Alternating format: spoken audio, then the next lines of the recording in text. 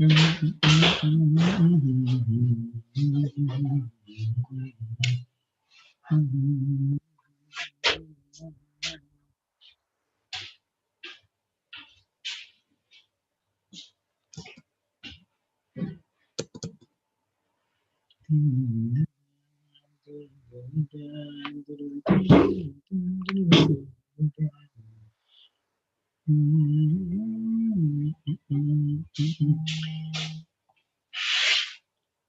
morning, Malcolm. You can't hear us yet. Yeah. Yes, again into the office and bring me the stuff from the teas. Tea. Make a friend a booklet from our space and thought. Let's bring this over.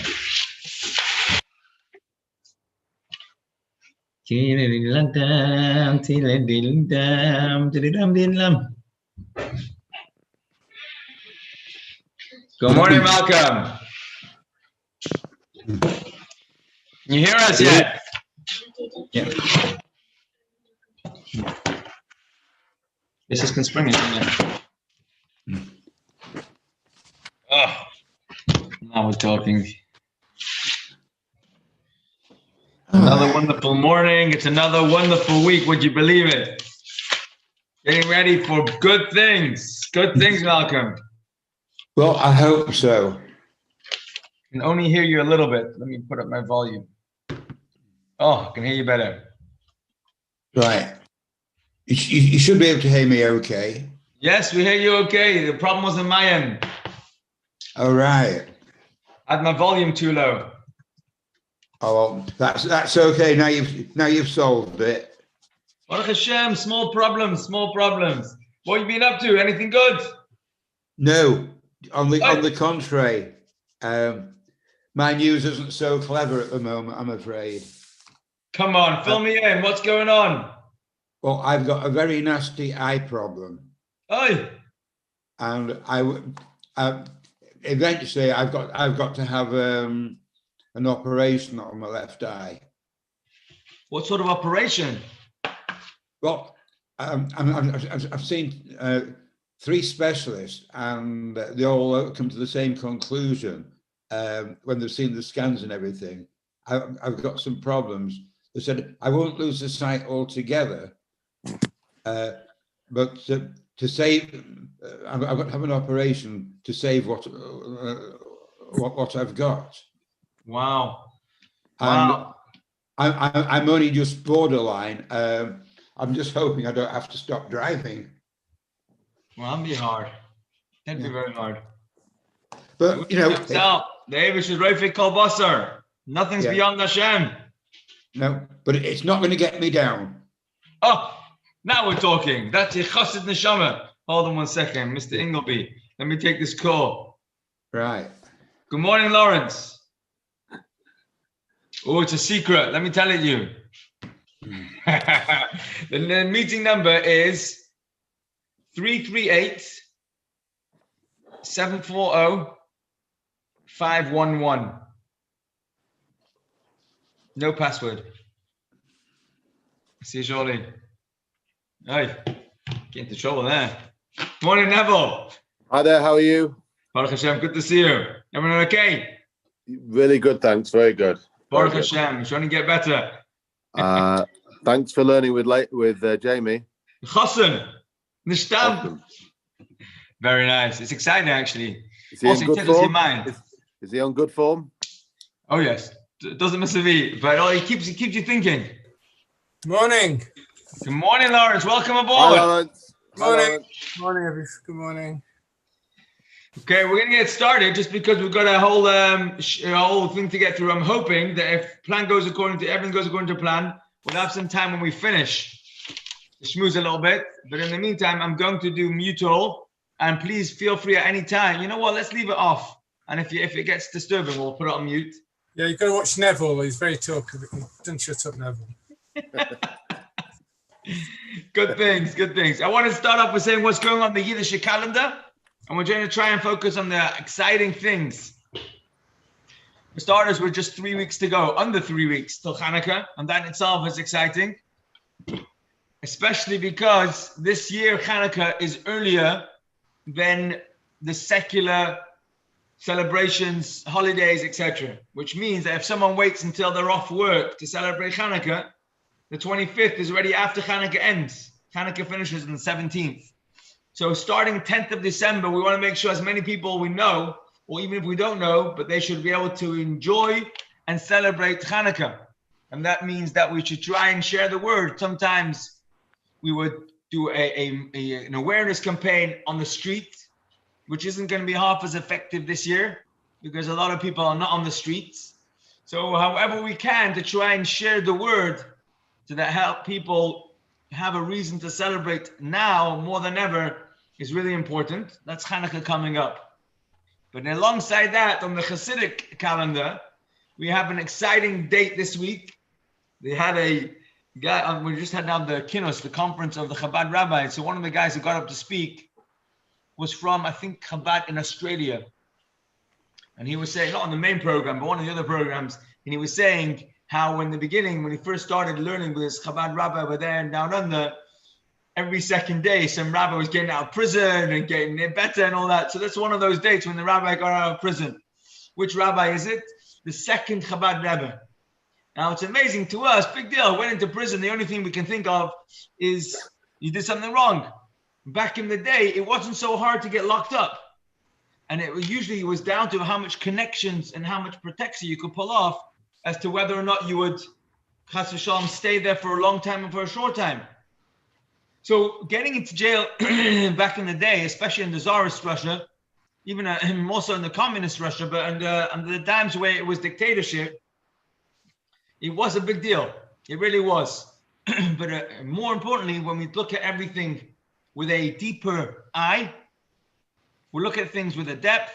So when we see Tsaros, the first thing we do is try and protect ourselves. But alongside that, we also look into what's going on underneath the surface. What could be causing this spiritually?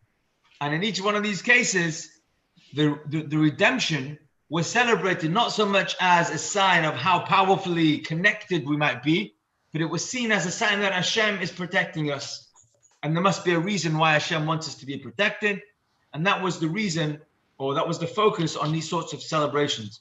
So when we celebrate a day where 200 years ago, 200 and something years ago, Dov Ber of Lubavitch was released from, it wasn't a full-on incarceration, meaning he wasn't locked into a prison. It was a house arrest and he was taken into a station. But it was a big deal because he wasn't just the little rebel of the local shul.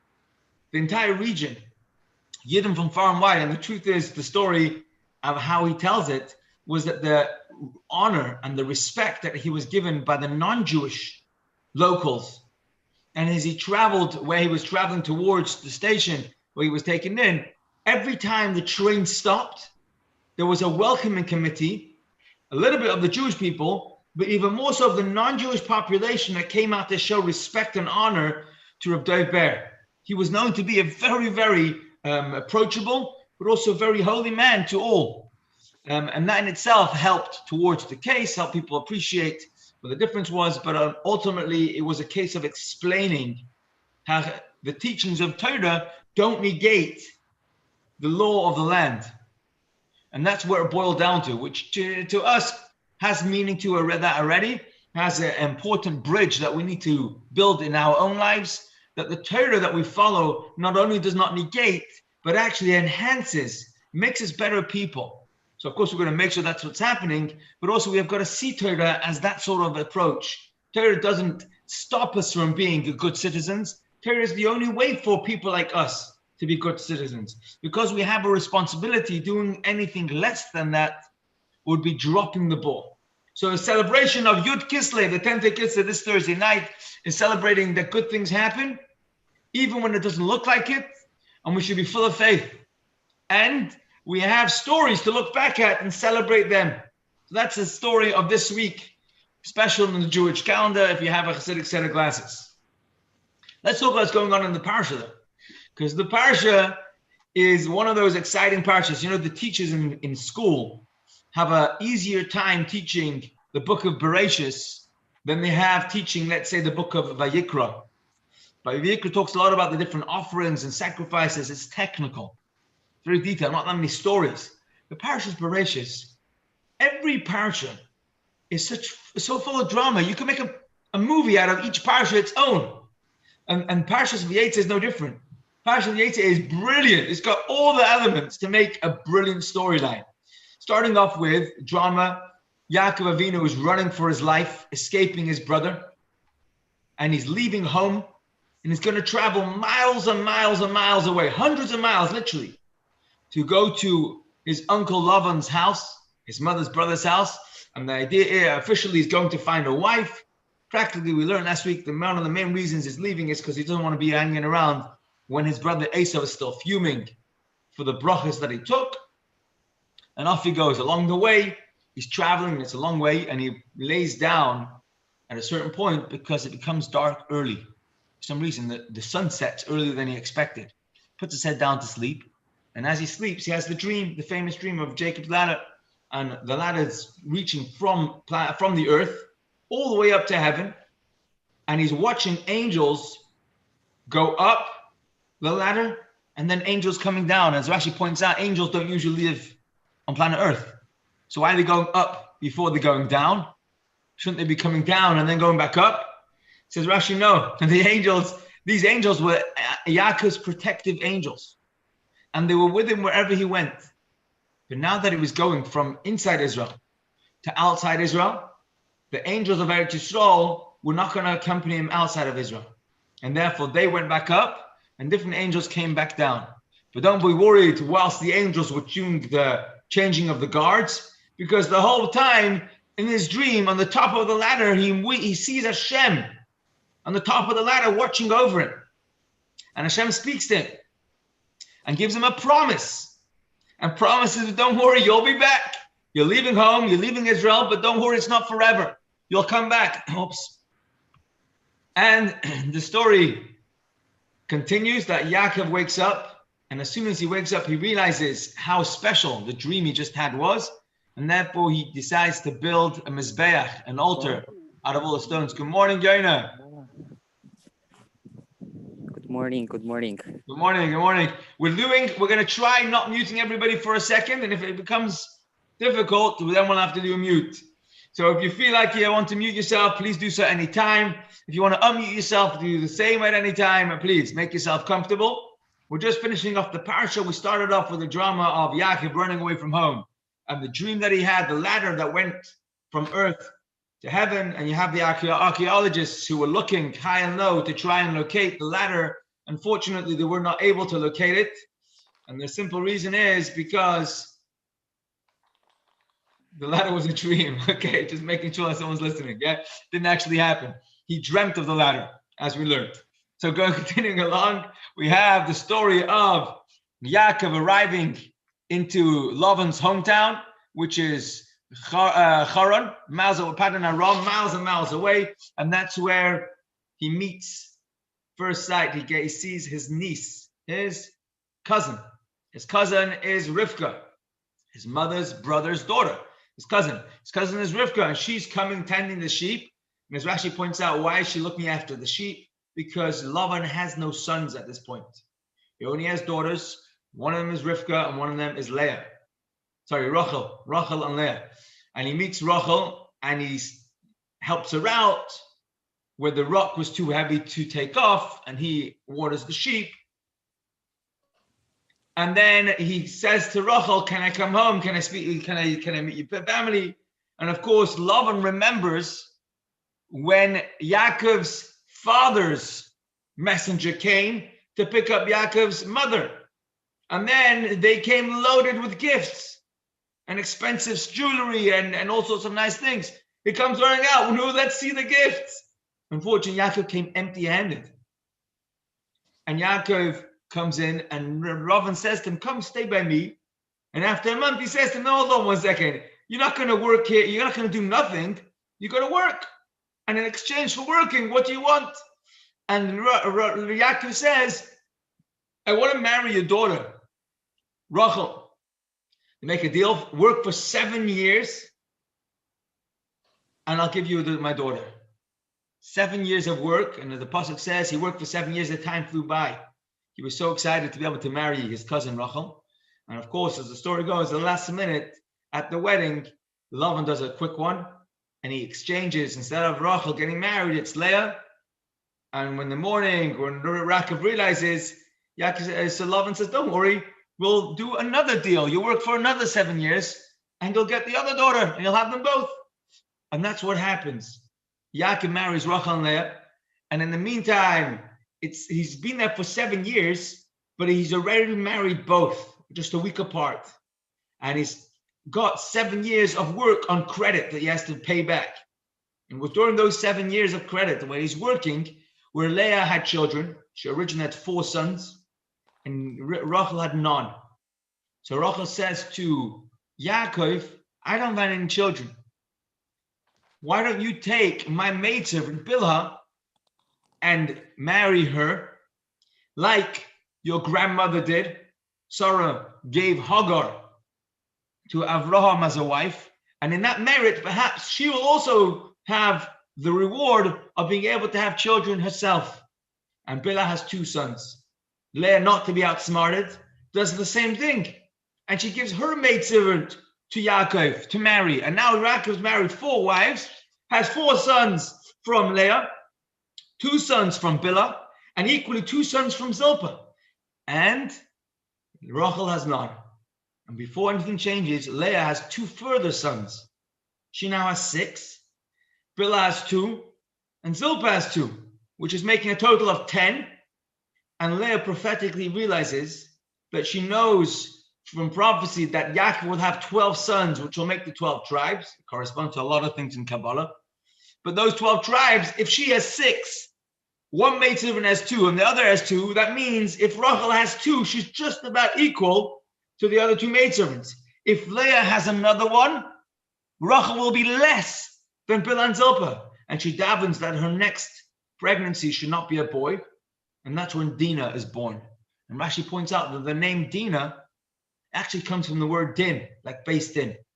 The Beth Din is the house of judgment. She made the judgment for herself, and she judged that she should not have another boy out of respect for her sister, competition wife. And she prayed that her sister shouldn't have less than at least the minimum of the 2 maidservants.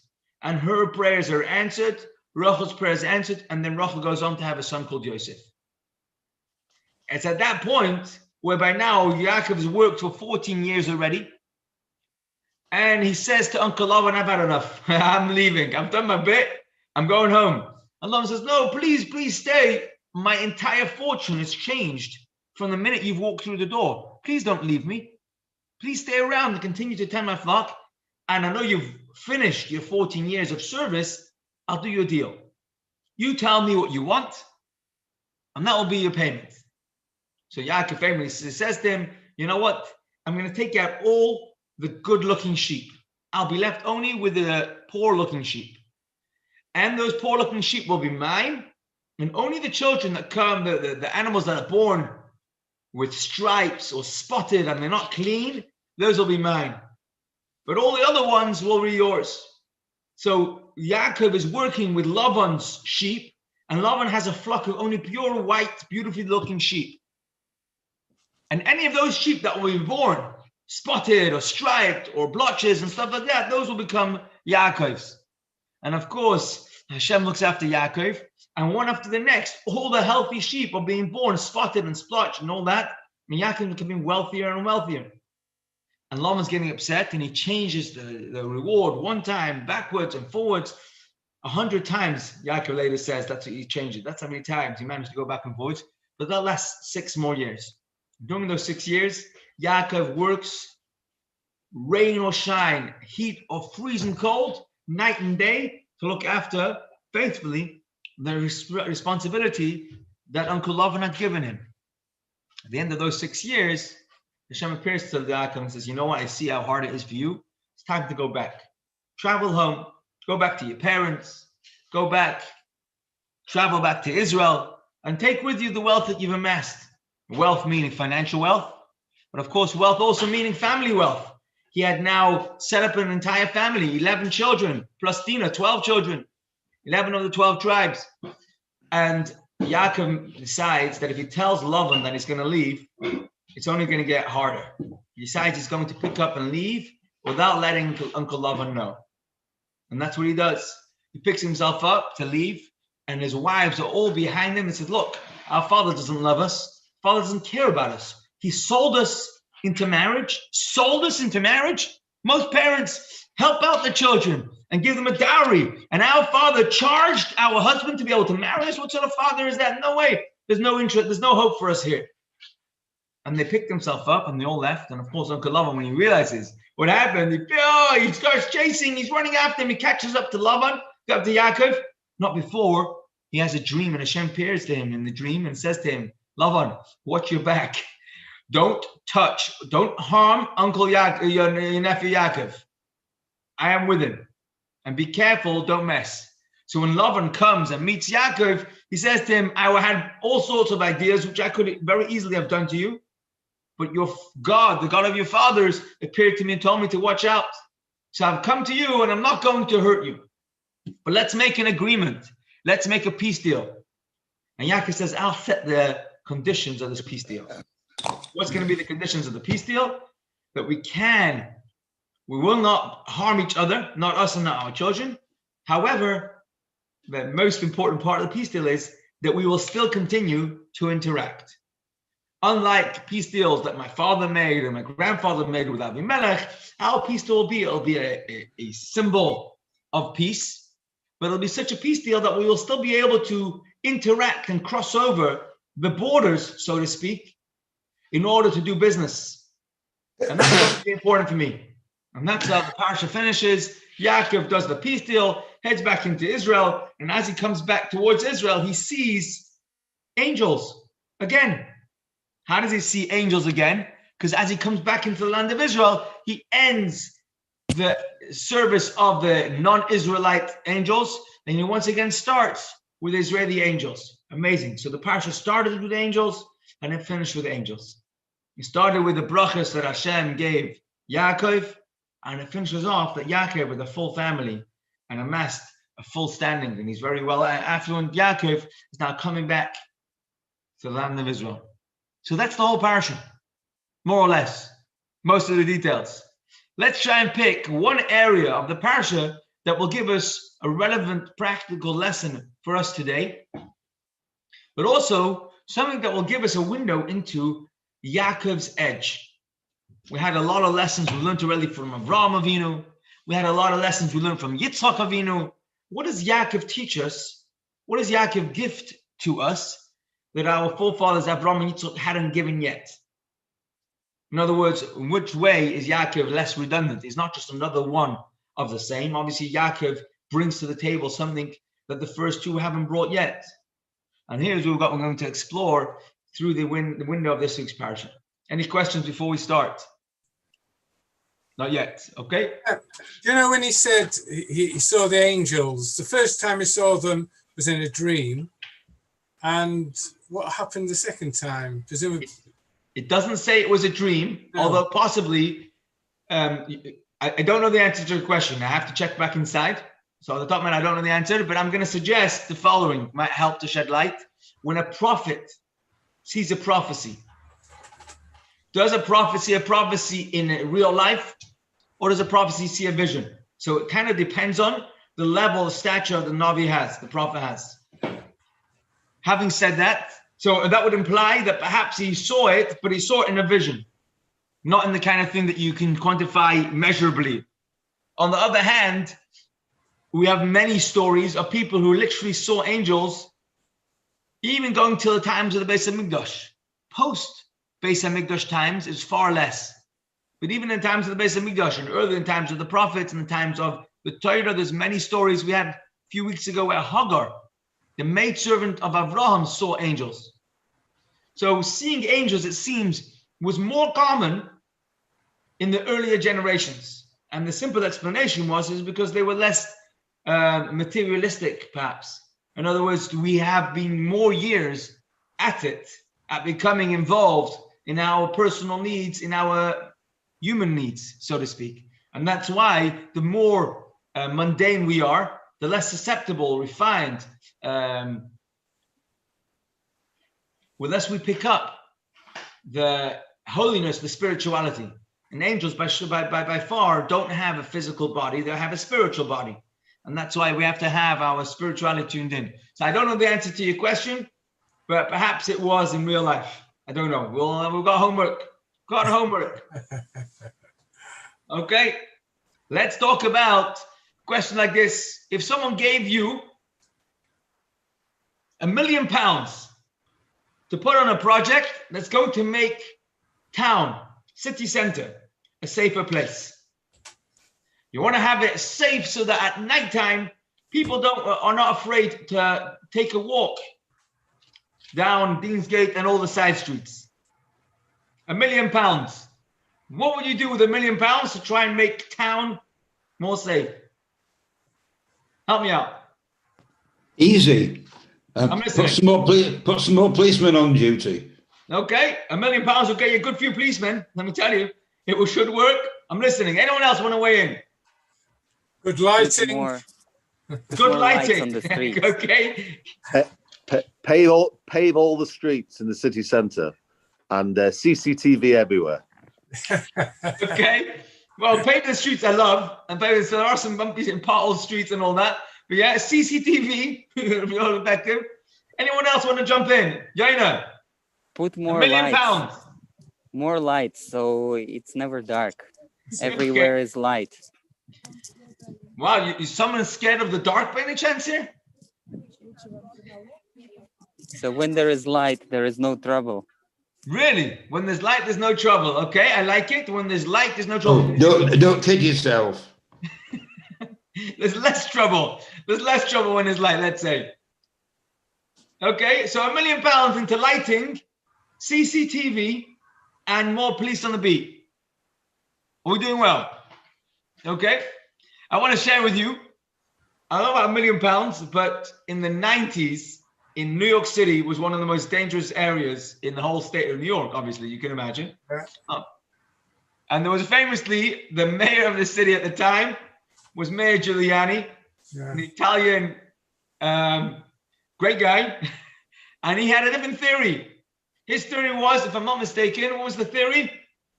The broken window theory, I think is one way they call it. What's the broken window theory? Go after the small crime. Go after the petty crime. And when the environment doesn't show signs of petty crime, so then it automatically raises the level of the area. In other words, if it feels like it's a good place to be, like it's a uplifted place, then people will behave that way. So if there's a smashed window in one of the buildings, get it fixed right away. If there's potholes, or if there's broken down doors, or if the environment doesn't look like a great place, change that. Equally, there was alongside that, a lot of power given to the police. There was also a great element put into education. And we're going to learn that actually there are two approaches to dealing with evil, crime, challenges, etc. And Yaakov Avinu was the next level up. You had an Abraham and Yitzchak approach, which is the foundational approach. It's almost like the urgent response, the first aid response. And then there's an upgraded response. And we're going to learn how Yaakov Avinu teaches us that when it comes to dealing with things that really need to change, like lasting change that's not going to be temporary, and you're not going to have to keep policing and incarcerating and putting into prison more and more people, which isn't really sustainable all the way through. 1 second, let me just let Asher in. The only real way to do that is not just to make it that you pay a high price for crime. We've got to change in how we educate ourselves and our friends that we appreciate why not to do crime. And the example they use is the example of when we learn not to drive recklessly. When you learn to drive, we learn that if we don't drive kosher, if we drive not allowed, then you get into trouble with the police. You get points on your license. You get caught doing this, that, and the other, you get into trouble. My son told me a joke the other day. He said there was a guy driving down the road, and he was driving a 12-foot tall truck. And as he's driving down the road, he comes up to a bridge that says 10.5 feet height. So he looks to his friend, he says, do me a favor, look at them on the other side. Is anyone looking? No, nobody's looking. Okay, let's go quick. And they drive straight under the bridge. You can imagine they didn't get very far. But the other part of the joke is that the same guy was once driving at 35 miles an hour on a 20-mile-an-hour road. What's the saying? 20 is plenty where people live. He's driving over the speed limit, comes to a red light, and he says to himself, there's nobody around, let's go. And he drives straight through the red light. As he comes to the other side of the red light, blue lights in his window, in his mirror. Gets pulled over, and the police says, did you not see the red light? He says, officer, I saw the red light. I didn't see you. And that's the end of the joke. I didn't see you. Why is that a joke? Because the only reason he was going to drive safely because he didn't want to get caught. And that's a joke. Why is it a joke? I mean, it's a sad joke. We all do that. We have certain values that we keep to when it's okay. And when it's not so comfortable for us, then we consider dropping the value unless we're going to get caught. Rabbi Yochanan, if I'm not mistaken, one of the great sages, once said to his Talmidim on his deathbed, you should fear Hashem at least as much as you fear another human being. And his Talmidim, his students, were offended. Rabbi, that's all you want from us? Our fear of heaven should be only as much as we fear fellow human beings. And he said to him, what people say, make sure nobody sees me. Is the camera off? Am I on mute? Okay, now I can say what I want to say. Now I can do what I want to do. How come? Because nobody's looking. Hashem's looking. But the idea that the only reason we don't want to do something is because we don't want to get caught, that's effective education short term. And for that, we need a lot of policing to make it up. Yaakov's going to come and teach us that actually, if we want to make real effective change, we can't teach ourselves, don't do crime because you're going to get caught. Don't do crime because it's crime, because it's not good, it's not okay. Don't drive wild, recklessly, take a red light, drive without a seatbelt, text on your phone, wherever it is, because it's literally dangerous. Instead of educating our up-and-coming drivers, license bearers, with the education that we should drive carefully so the policeman shouldn't catch us, we're going to be able to cure the problem, not just the symptoms. And that's a new growth. And the thing is, we have to remember that Avraham and Yitzchak started on level 1, which was urgent first aid. Sometimes it doesn't help to try. We don't have time to be able to try and educate and re-educate someone from the beginning. We need to do something right now in the here and now. And that's where policing comes in, and CCTV and putting on lights and all that. But really, if we want to make real change, we need to be able to change the problem in the first place. Help people realize it might be having to do with giving people jobs.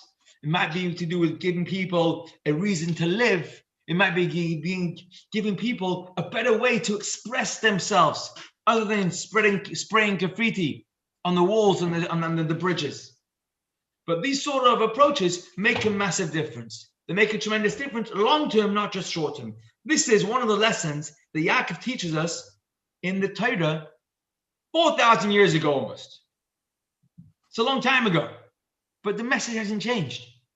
And the humanity amongst us is exactly the same. But the only thing that has changed is that we're getting closer and closer to doing exactly that, because we're reaching the destination. The whole of creation is a trajectory taking us to a time where it will be complete. We will have turned humanity into holiness. And until then, we're on a mission. So this is, what is the correct approach? What are you going to do with your £1 million? And that was the question we asked ourselves. So let's look into the Torah and find an answer. Very first pasuk we have in this week's Parshah, it opens up with drama. Someone's on the run. Not from the police. Someone's on the run from the bad guys. The good guys are running away from the bad guys. Yaakov is leaving Beersheba. Yaakov left Beersheba and he went to Haran. So we've just said that when he leaves Beersheba, which is where his family lived, and is going to Haran, which is miles away, the reason why he's leaving is because he wants to run away from Esau. Actually, he doesn't run away right away. Rashi, in the end of last week's parasha, makes this unbelievable calculation How old was Yitzchak when Yaakov and Esau were born? How old was Yaakov when he reached Haran, when he got married? How old was Yitzchak when he left town? Turns out there's 14 years missing between Yaakov leaving home and reaching Haran, where he's going to marry, where he's going to meet Rachel, his wife. What was going on for 14 years? Says Rashi, without a doubt. Yaakov went to do what he loved to do most, study. Sit in the tents and study. And for 14 years, he hibernated. Just sat and studied all time. And then Rashi goes on to say, you know when he lay down and had the dream? Why does it have to say he lay down and slept? He just slept. Does it have to tell us that he lay down? Vayishkav Yaakov lay down. Says Rashi, you know why it says that? It was the first time in 14 years he actually lay down to sleep. Of course he slept, but his head fell down when he was too tired, and then he woke up and continued studying. He was a man on a mission for 14 years. And then he said, hold on 1 second, I better go. And he picked himself up and he left, and that was the first time he lay down was when he was traveling. Interesting Rashi's. Fun fact. But the Medrash says, if he was there for 14 years, why did he have to travel after the 14 years? Why couldn't he stick around? So, of course, he'd made a promise to his parents that he was going to go and find a wife from his mother's family, so he had to go there. But the Medrash says, interesting Medrash, Yaakov left Be'er Sheva and he went to Haran. Does the Pasuk have to tell us that he left Be'er Sheva? I mean, last week we learned a whole bunch of times that that's where he was. Do we have to know the name of the place that he left? Isn't it okay just to know that he went to Haran? And of course, the Medrash says that there's a reason why the Torah tells us that. And in order to explain it, the Medrash goes and explores, where does the name Be'er Sheva come from? Nope, help me out. Be'er Sheva. What does Be'er Sheva mean? It's all the wells in English, wells? Wells. A Be'er is a well, correct, a water well. And Sheva? Sheva is seven. The well of? Seven wells. It was the place of 7 wells. Let's read it inside. It's actually the story of Avraham Avinu, his grandfather. Grandfather Abraham, I'm not sure why it doesn't get on the screen. There we go. Abraham contended with Avimelech about the well of water that the servants of Avimelech had forcibly seized. Avimelech said, I do not know who did this thing. Neither did you tell me, nor did I hear it until today. Abraham took flocks and cattle and gave them to Avimelech, and they both formed the covenant. Therefore, he named the place Beersheba, for they both swore. There was over here, Sheva means also an oath. And here is where the name Beersheba came from. Interestingly, 1 generation later, we have the same thing where they have Avimelech versus Yitzchak. Yitzchak digs up the wells which they had dug in Avraham Avinu had dug, and the Gerarites, the Plishtim, had stuffed them up, and he digs up the 7 wells, and therefore he went from there to Beersheba, and he calls, where's the pasuk gone? Digs up the wells. He also calls the place Beersheba, and he says to him, the reason why it's called Beersheba is because there were 7 wells that my father and I dug, and until this day, it's called Beersheba to remember the pact, the truce, the agreement that was made after these wells became a point of major conflict. In Avram's days, it was major conflict. They made a peace deal. And 1 generation later, again, it became a point of conflict. And there was a second deal made, and that's why the place was called Beersheba. Yaakov Avinu left Beersheba. He didn't just go to Haran. He went to Haran because he was leaving Beersheba. Says the Medrash, beautiful Medrash. Let's read it inside. Rabbi Yudan said, the pasuk, the verse is to read, and Jacob led from the wells of oaths. Why? Namely, Jacob said to himself, I don't want Avimelech, the king of the Philistines, to approach me and say, swear to me as your father and grandfather did, and therefore I'd rather leave. Why did he run away? Not because he was scared of Esau. For 14 years, he wasn't scared of Esau. He was sitting in the tent of study, and he knew that, yeah, Esav ain't coming in anywhere close to this. He's not walking into the base of Medrash. I'm safe in here. And therefore, he was safe in the base of Medrash. So why did he have to run? Says the Medrash, if he was running, he didn't want to be put into a position where he was asked to sign on the dotted lines of a peace agreement with Avimelech. Interesting. Very interesting. What's so interesting? First of all, first point is, why did Yaakov have such a terrible problem with signing a peace deal with Avimelech? If it was good enough for his father and for his grandfather, why shouldn't it be good enough for him? And more importantly, for that, you're going to pick yourself up and leave everything behind just in order not to sign a peace deal? It's a peace deal at the end of the day. It's not going to war. It's not asking you to pay a big price. What's the problem with doing a peace deal? And of course, Yaakov Avinu is not just a single guy. Yaakov Avinu is Maisi Avos Simon Labanim. Yaakov Avinu is the forefather of Judaism. Yaakov Avinu is Yisrael. We are the children of Yaakov. And what he's teaching us and what's recorded about him in the Torah must be a lesson for life. And of course, as we started off saying, Yaakov Avinu is teaching us the next level up, upgraded approach to dealing with the challenges in life. And the way we see it is, Avraham Avinu started, trailblazed the idea of monotheism, bringing back faith in Hashem, even to a world, an inner world that doesn't accept it. And that was a big deal. And Avraham Avinu's approach was kill him with love. He showered kindness upon people. People started listening. Where does this guy come from? It's so different. Slowly started picking up there's an idea of where we can change and become good people. But Avraham Avinu was the first. Yitzchak Avinu was very different. Yitzchak Avinu was the one Mekim Chal Tanakh, where he was much stricter on himself and those around him. There was reward, there was consequences, and only those who achieved and were worthy, the people who got goodness from Yitzchak. But Yitzchak was in a whole new level. Yitzchak was the one who had gone onto the altar. Now comes Yaakov. And Yaakov Avinu says, I don't want to put myself into a position where I'm forced to do a peace deal.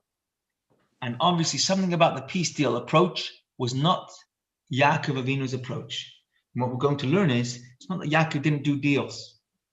It was the style of deals that Yaakov Avinu taught us as a whole new approach. And it was essential that Yaakov should not be put into a position where he has to go into the old-fashioned approach. Yaakov Avinu was beyond that, and he was trailblazing a new, upgraded way of dealing with evil, dealing with tzaras. In Chassidus, the way it's explained is iskafia versus ishapcha. Good word.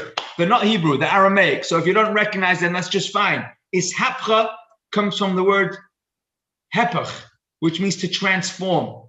Iskafia comes from the similar word in Hebrews, lachuf, or I'm not sure what another word lachuf is, to force or to control, to take control over, to force someone to do something that they don't want to do. Koifin. Let's just say, what? Sorry? Likfot. Likfot. There we go. Finally, someone speaking Hebrew. Thank you, Asher. Likfot. Okay, kfiyah. Okay, here we have the modern question. If somebody wakes up one day, 2 days, 3 days, and they feel in the dumps, sad, melancholy, when a person is depressed, person not where a person has to take medication, not like they have a serious issue, but they're feeling down. What are the best ways to deal with that? So one of the really good ways to do that is to immerse yourself in happiness. And the way the Alter Rebbe says in one of his letters, fake it to make it. If a person doesn't feel happy, fake being happy. Guess what's going to be? If a person walks around smiling and walks around saying happy things, chances are that the sadness is not going to last very long. Why so? Because sadness exists inside us, in our heart. And to something to exist inside our heart We need to give it space to exist. Unlike things that exist tangibly, they don't need our permission to exist, but feelings need permission to exist. And by not giving them space to exist, that's a very direct way of not letting the sadness continue to exist. So if you end up going to a wedding, you could be in the worst mood. You could be real sorrows. A person can have real worries. When you walk into a wedding hall and you see people smiling and the music's playing, people are dancing, it's very hard to stay sad when there's excitement and happiness that is drawing you in. That's one way of dealing with it. And this, Chassidus teaches us, it's very powerful. Let's put one text on the screen. The time of saying Shema. In the Yiddishkeit, when we say Shema during davening, says the Alter Rebbe here in Tanya, reciting Shema or other parts of prayer is a spiritually opportune time for all. It is then that one can fixate their mind on the greatness of Hashem and rouse their heart with fiery flames of love, motivating themselves to cleave to Hashem by fulfilling His mitzvahs and studying the Torah out of love. At that point, the evil vested in the left chamber of their heart is suppressed by the goodness that has spread from the right chamber of the heart, right being the goodness, and there is so overpowering that the badness or the evil is not given space to exist, to express itself, which is influenced by the mind, which is in turn bound with the greatness of Hashem. During Shema, we should know that it could be a minute ago I was doing or thinking or saying all sorts of bad stuff, but right now I'm saying Shema. And whilst I say Shema, I can direct my thoughts to be able to get into control. That would be similar. Overpowering, suppressing the evil is like appointing police, putting up CCTV, and making it very bright so that anybody who's thinking of doing a crime will go elsewhere. Certainly not going to do any crime in the new town, a new city center, after we've set our police force for £1 million worth of stuff to control the place. And very quickly, town is going to become much cleaner, much nicer for people to walk around. Great plan. However, says Chassidus, it's great as long as you have enough weddings to keep you going. As long as you have enough excitement and moments of inspiration, of highs, to keep you on track. And then what happens when you finish saying Shema? What happens when the police force, £1 million runs out, and we no longer have that many police on the streets? What's it going to look like then? What's going to happen then? Well, you could say, well, by that time, all the criminals will be locked up. Possibly. Possibly not. Possibly they're just being suppressed. And even keeping them locked up is very strenuous on society. And it's not really, I mean, there's a conversation to itself about keeping humans locked up. It's not a very human punishment, certainly not in the Yiddishkeit view. In the whole of Torah, there is zero punishment called locking up someone. It's just not human. You can lock someone up as a preventative measure, but it's not a punishment. It's certainly not rehabilitation. It's certainly not going to help the criminal stop being a criminal. For the average criminal going to prison is going to college of crime. Yeah, we're learning how to be the university of crime. That's how you learn to hang out with more criminals and learn better ideas, Chas v'shalom. So it's not a long-term solution. Even though saying Shema is so powerful, or any other inspiration is very powerful, it's not a long-term solution. A long-term solution would be much, much better. Here's the Alter Rebbe saying what happens after davening. You see this sometimes in shul. During davening, everyone's singing along with the chazan. I mean, we wish shul comes back. We're not putting down shul, but everyone's very high, very inspirational. But look what happens as you're walking out the shul. Is everyone calm, relaxed? Is everyone in a good mood? Hopefully, most people are. But some people, unfortunately, they're tired, they're hungry, they need a good kiddush, they need to be able to express all the words that they've had no opportunity to share because they've been sitting quietly. They're feeling wound up. So with all the inspiration, the minute inspiration is removed, unfortunately, sometimes it goes left, it goes west, it goes the wrong way. And here, the Alter Rebbe says, after prayer, the evil impulse can easily come back. mixing with goodness to challenge a person as they walk through the darkness of this world. So the minute the police force stops or the CCTV gets switched off or anything of the sort, then we have a real challenge. And the challenge comes back. Although it's not a total waste, because of course there'll be some goodness will remain. Of course, if town has been a safer place for a while, it will still have traction and remain, but it doesn't keep the same amount. Here is where level 2 is necessary. For an immediate answer that needs to change right now, if there's an immediate danger, the Band-Aid approach, where you put a plaster on and you patch the danger, that's great. Comes along Yaakov Avinu, and he says, Yaakov Avinu, my father, my grandfather, they dealt goodness, inspiration wherever they went. And when there was evil that was too hard to cope with, they put a plaster over the evil's mouth. They said to Avimelech, we're making a deal. You don't come to me, I don't come to you. Cut it up. Blocked. And that's how we'll deal with this evil, and we'll move on. Says Yaakov Avinu, that sort of deals I can't do. I now have what it takes. I've been challenged to carry the torch further, bring it up, the upgrade to the next level. And you and I, who live today, who are the children and grandchildren of Yaakov Avinu, have the power to do this. What was Yaakov Avinu's approach? Yaakov Avinu's approach was engage. Engage. Don't disengage with evil. Get involved with even the most difficult, and this is the example of suppression, where we negate darkness with joy. We haven't transformed the cause, the problem. We've dealt with the symptoms. It's going to come back. And here we have in Pirkei Avos the idea from the Baal Shem Tov, which we're not going to read inside right now, but we have the idea of birur. Birur means that you get involved in the same streets, in the same people, in the same cause of negativity, and we redirect that negativity. Where do we see that in Yaakov Avinu's life? So we see that Yaakov Avinu went into the lion's den. If Avimelech was a bad guy, Lavan was even worse. Not only Lavan, but Lavan lived in a place called Haran. Haran, says Rashi, is called Haran because Haran has the same root as Charon Af, the anger of Hashem.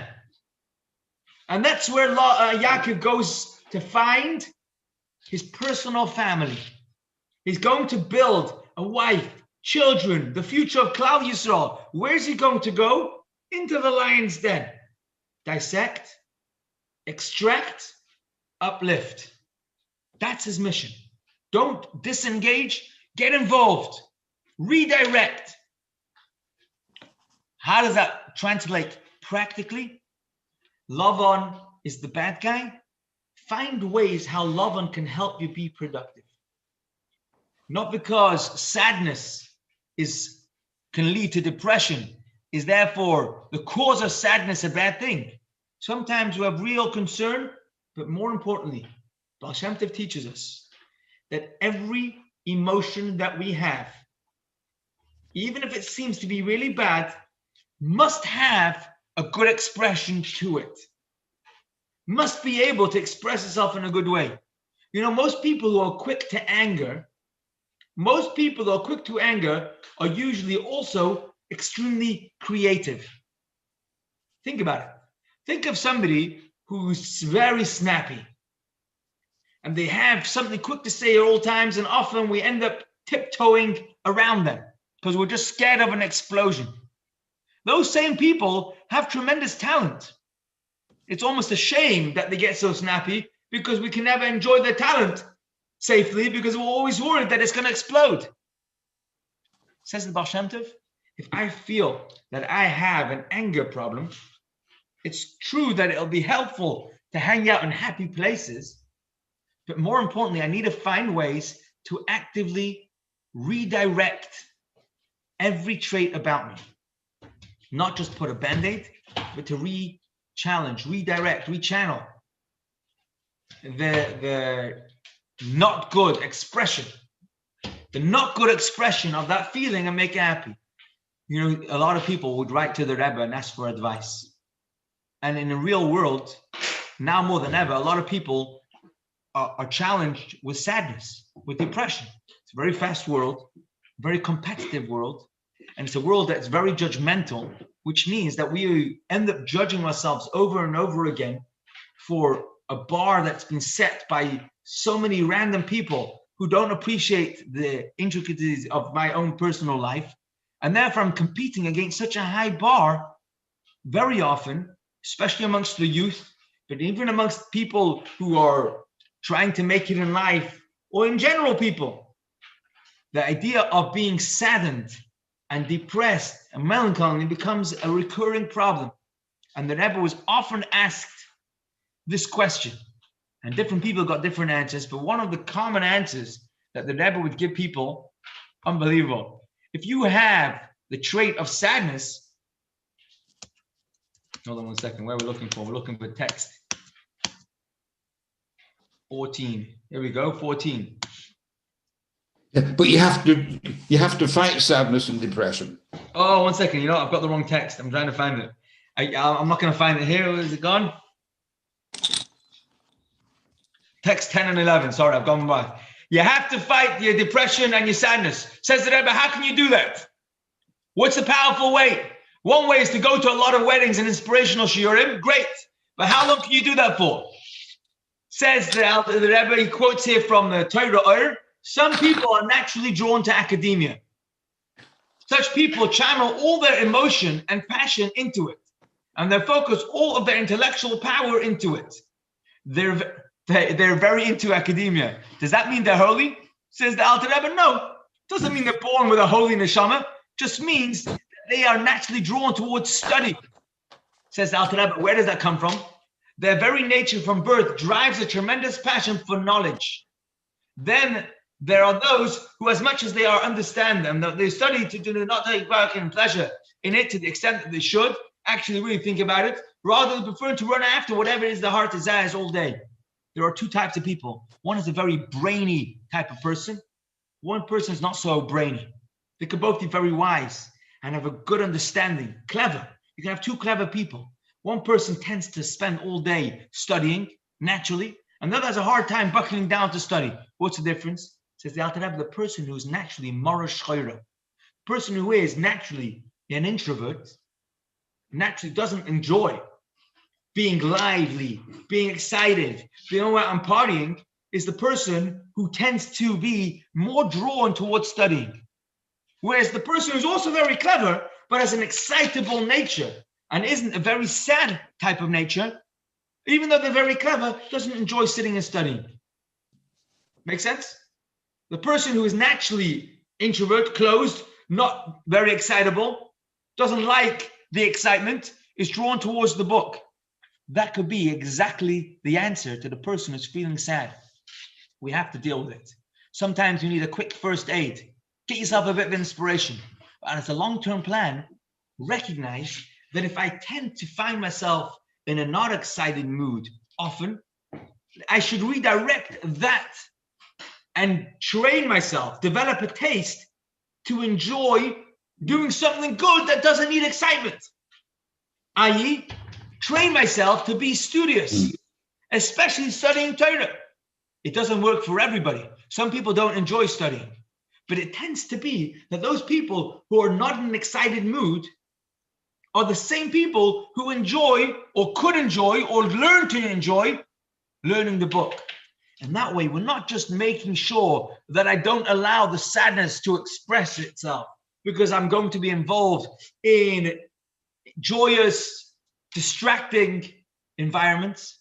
The very feeling itself will now be the drive to do the right thing, not just suppressed, transformed.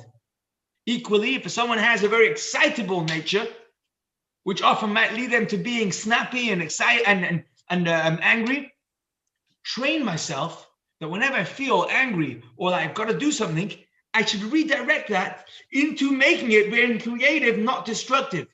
That way I'm not just suppressing my hardships, I'm actually focusing it forward.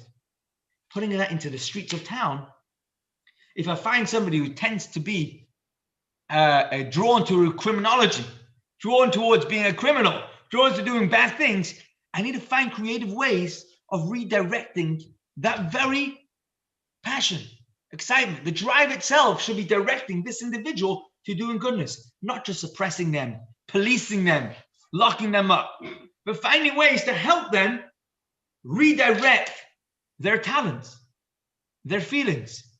Because when they do that, not only will they not be destructive, they will be a driving force to be more creative, because they won't be suppressing that feeling. They'll be transforming and redirecting it. That is where £1 million will do an enormous amount, because it takes a lot of work. It's much harder. It's a next level.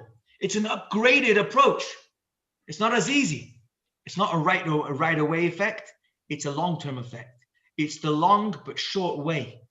It's the sure way, because that's the real transformation. Yaakov Avinu says, I don't want to make a deal with Avimelech where I don't come to you, you don't come to me. I can't do that sort of deal. I have higher expectations for myself. I'm going to engage Lavan. I'm going to walk out of there with goodness. I'm going to make his daughters become the future of Klal Yisrael, the mothers of all the 12 tribes. I'm then going to come back to Israel. I'm going to transform this place. And before he leaves Lavan's house, the end of the Parshah, he does a deal with Uncle Lavan. But guess what? In the deal with Uncle Lavan, it doesn't say, I'm not going to come to you. You're not come to me. I won't hurt you. You won't hurt me. But we'll continue doing business together. What sort of business is Yaakov interested in? With Uncle Lavan, who's a swindler, who's tricked him 100 times. What sort of business does Yaakov want to keep the channels open for? And of course, the answer is the business that Yaakov's into. Yaakov's into the business of transformation. And that has to be part of the deal. Of course, we have to head on take out evil. But take out evil doesn't mean destroy people, lock them up so they can no longer cause any damage, because locking up a human being is not human. Equally with myself, if there's a side of me that's not behaving correctly, don't suppress it forever. Sometimes we need to do a quick fix. That's it. I'm not going to let myself be sad. I'm going to a wedding. I'm going to switch on music. I'm going to do something creative. But then, don't stop there. That's Avraham and Yitzchak. Take the Yaakov, upgrade, and transform the very feeling that was bringing me down, and find a way to make that creative. Maybe she should bench us that we should see the end of this entire journey. Because as we said, the world is journeying towards the place where humanity has become godly. We are humans. We are becoming godly. How so? We're making this place a more godly place. And Mashiach, redemption, is the time of when we have changed, transformed, not just suppressed, transformed our human nature into being more godly. Maybe Shabbat is a good week, a good month, a good Chodesh Kislev. Don't forget to spread the word. Hanukkah is coming, and it's coming early. It's coming as bright as ever and brighter still. And Hashem should give us the courage to transform. Shkoyach, thank you for joining. If anyone has any questions, I'm happy to try and answer. Thanks so much, Levi. Thank you very much. Have a good week. Thank you, Don. Thank you for joining. Bye, Levi. I've enjoyed it. Thank you. Thank you. Thank you. Thank you. All the best, Jeff. It's been very good. Bye-bye. Hello Thank to you, the little Malcolm. girl. The rabbi. Can I ask something? I like to see her smile. Oh, we all like to see her smile. Yes. Asha, go ahead. Right. We spoke about prison earlier, and I related Yes. it to all the rabbis. All the rabbis have had some kind of tikkun to go into prison. Correct. Even We the late say Rebbe. this Thursday is the Yom Tov of Yud Kislev. It's the day the Mittler Rebbe, Reb Dov Ber of Lubavitch, the second Rebbe, the son of the Alter Rebbe, who came out of jail. But it doesn't mean that jail's commendable. Actually, the Rebbe has a number of different talks about how jail should really not be considered one of the ways of punishment. In the Torah, jail appears only once or twice. Once, if I'm not mistaken. No, it appears with Yosef was put into jail and next week. But as a punishment, the Torah only ever says you should use jail as a preventative measure. As a tool to withhold, to lock up in order to protect society, not in order to protect the criminal. In Torah's view, every punishment is the benefit of the criminal. The only reason the Torah gives a punishment is for the benefit of the criminal. If it doesn't benefit the criminal, it cannot be considered a punishment. And jail doesn't fall into that category. No, but No. in the 40 years that they were wandering about in the desert, there were no jails. So if you've got any Jewish people who were criminals, how did they treat them? Very good. There are answers. The Torah has a list of punishments on how to treat criminals. And unfortunately, there were criminals even in the 40 years. The one case of the prison was in the desert, and the fellow was put into prison until Moshe Rabbeinu found out from Hashem what is the correct procedure. So prison, in that case, was a waiting room, and it was a safe waiting room. But it's not a prison, is not considered a way of rehabilitation. And in Yiddishkeit, every punishment has to be based around helping out the criminal, rehabilitating the criminal. It's amazing if you think about it. If we were able to approach every punishment with that approach, we're asking ourselves, how does this benefit not society, but the criminal? Then we would have a totally different approach. You know what's so powerful about that? If we're helping the criminal, we're helping society in the long run. Because if criminals are being helped out and rehabilitated, transformed, then society gets rid of crime. If we just try and lock up criminals, crime continues to thrive. And that's just a long-term recurring problem. So the first point is we have to have faith in humanity.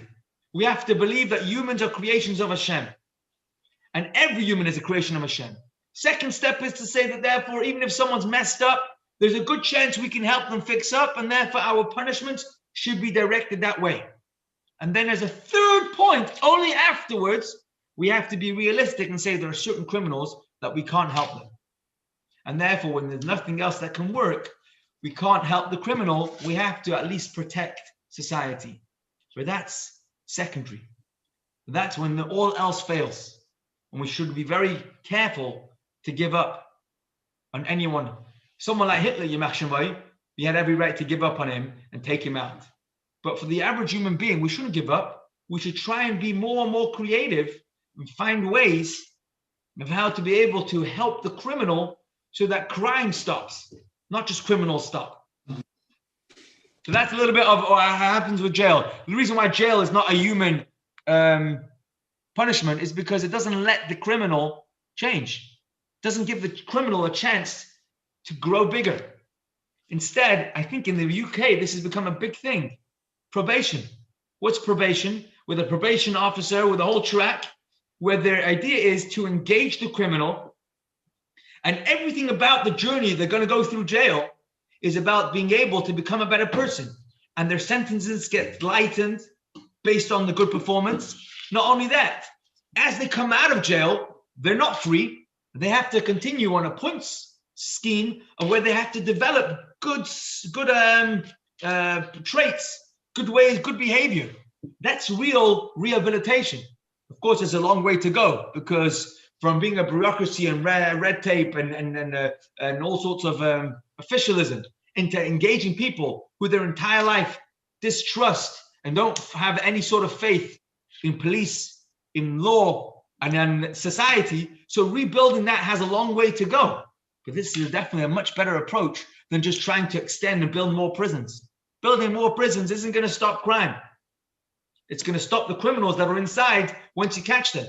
And it's extremely, extremely expensive to run, both on the prison side itself and also bringing people into prison, the court systems, the policing systems, and all that money is enormously expensive for a band-aid approach, for a short-term approach that doesn't have lasting effect.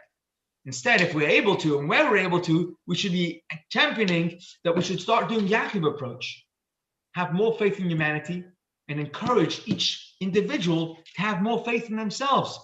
Help a criminal, someone who's gone to crime, believe that they could change.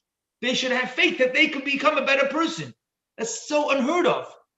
Which criminal thinks that they could make it in a crime-free life? It's very hard for them to believe that. And not only that, the justice system forces them to believe that they can't. Instead, if somehow we could help them believe in themselves, that they could do it the right way around, and then give them the tools to do that, That's a much more Jewish approach. Very true, very true. And the fact is that it's well known that when they go into jail, they come out and they go back to crime again, and then go back again. That's the kind of loop that they're in. It's a way of life with some people. No, we have the responsibility to make a change. I tell you what, in Yiddishkeit, change has to start at home. So we have to start changing how we approach our personal inside criminal. He's called the Vayeitzei Hara. He's a big criminal. Oh, gangster he is. We have to change how we deal with him. We have to, instead of just suppressing him, learn of ways to transform him.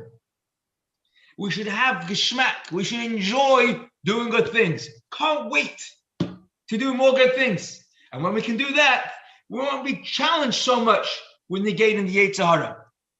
Because the Vayeitzei Hara is part of the team at that point. And then it becomes no longer Vayeitzei Hara, it's a Vayeitzei Tov. It's asking us to do good things. I want to end off with a Brichas Koyanim, bench everybody with a good week. We should have a lot of money. We should have a lot of success. We should have a lot of doors open for us in health, in family, in good news that we never thought we would have. And it should surprise us bigger and better. Because the Baruch is bnei Yisrael and Merlehem, Yivarechecha, Adonai v'yishmerecha, Yo'er Adonai panav elecha v'yichonecha, Yisod Adonai panav elecha, Yosemecha, Shalom, Nesam, Shmiya, bnei Yisrael, V'anei Avarchem. Be gebenched. Have a wonderful month. Sei gesund, everybody. Yoina, we haven't seen you or heard you. Rabbi, please, can you send me a recording? Because I've missed the beginning. Yoina, we can't see you still, but we hear you now. Yes, now you can see me. Yeah.